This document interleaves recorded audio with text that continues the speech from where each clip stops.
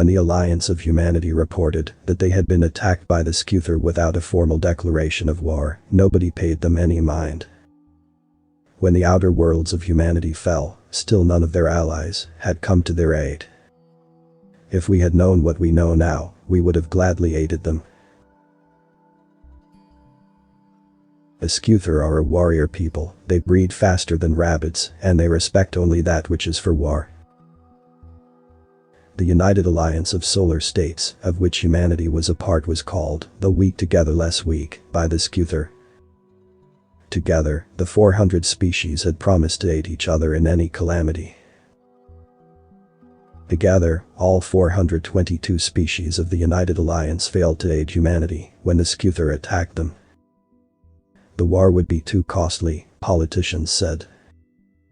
In reality, we all knew, we weren't sure if all of us together could defeat the Skutter. They were too strong, and they reproduced too fast. Humans, despite having shown themselves to be inventive and somewhat of a cultural oddity, were simply not deemed to be worth it. Humanity's worlds fell, one after one, and soon they stood fighting on their 400 core worlds, the Circe and Kepri series, well known for their industrial prowess. The humans, at this point, withdrew from all space, every human traveling back to one of their own worlds to contribute in the war. Their cradle world had not been found, but we all realized it was only a matter of time. Or so we thought. The Skutter invasion had slowed down to a crawl, partially because the humans could handle much colder weather than them, and defeated army after army sent into the cold mountains of the Scotty sector. Eventually, even the Scotty fell. But the humans had proven so apt at urban and Arctic warfare that the surfaces of their outer worlds were now covered in Skutter corpses. The mounting losses, combined with the fact that hardly any resources were ever recovered from the worlds that were taken, were bad for the morale of entire species.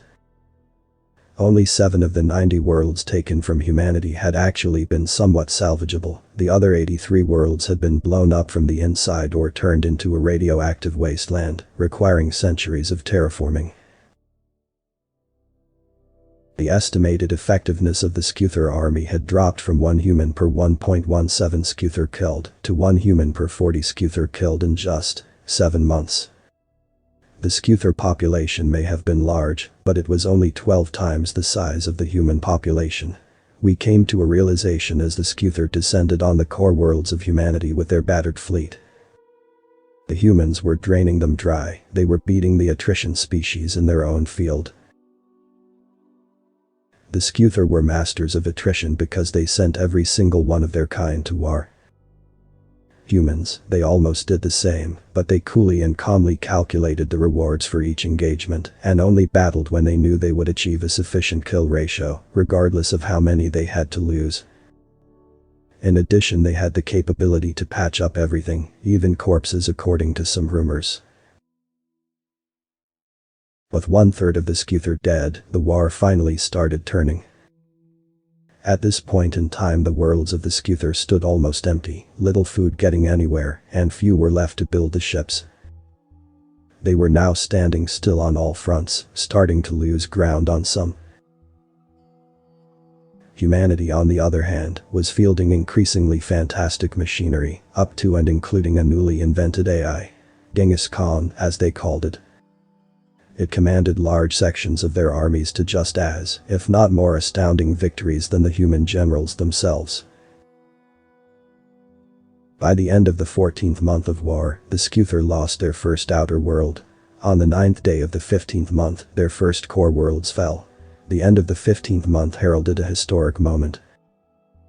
It was the first time a species other than the Skutter landed on another species' cradle world. As the humans entered the Hall of the Warriors on Scythia with their armored vehicles, the Skutter surrendered. They hailed the humans as their new gods of war. Biological perfection warrior gods, they called them. Mortal but gods became the official species name for humans amongst the Skutter. Humans dictated the terms of surrender, which were all accepted.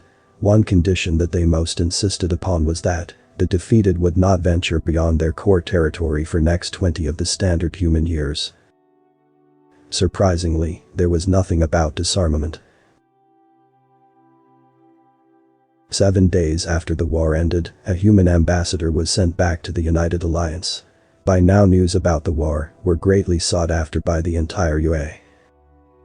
The ambassador agreed to an appearance in one of the most famous talk shows, hosted by the Gisht. After an astounding recovery, you managed to completely subdue the Skutter. There are reports that they worship you on Scythuia as the gods of war, the Gisht host said with an excited wave of her antenna. However, there is one question I'm sure is on the lips of all the galaxy. What will you do now? The human gave a bitter laugh. Now we go back, he said. For the next 6 months, alarmingly high radiation was detected from the general direction of human space. Then it was followed by complete silence.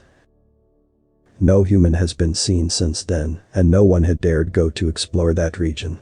Or if anyone did, they never returned. After the period decided in the oath was over, the Skutter were the first ones to go to human space in large numbers. Out of respect, all their ships were devoid of offensive weapons. When they returned, they had gone mad. Humans had invented and refined lots of technologies during the war. Everyone knows that. All members of Alliance had hoped to trade with them after the war. But none of it was ever found. Humans didn't respond to any messages because they weren't even there. Anything more advanced than stone and concrete had been devoured by a now dead nanoswarm, which had then been followed by genetically modified wilderness spanning entire planets. All the human, every single one of them had boarded spaceships and jumped through stargates. That was the activity causing those high amounts of radiation. By now humans could be anywhere, some other part of the galaxy, somewhere in the local cluster, another corner of the universe, or even in some other universe. Nothing could be traced because the stargates had been automatically plunged into stars by the drones. And that, my dear son, is why you will never see a human. They returned to where they came from, and we have not seen hide nor hair of them since. With them, they took the miraculous technology they invented, the amazing music pieces they crafted, and the odd food they cooked. So when the Skutter returned, they got angry, and then they got mad. They turned their attention to the ones they claimed had wronged their gods. There was no one who could save us. They claimed that we had failed to prove our strength to the gods, failed to prove that we were worthy. And that, son, is why you will not be born into this universe.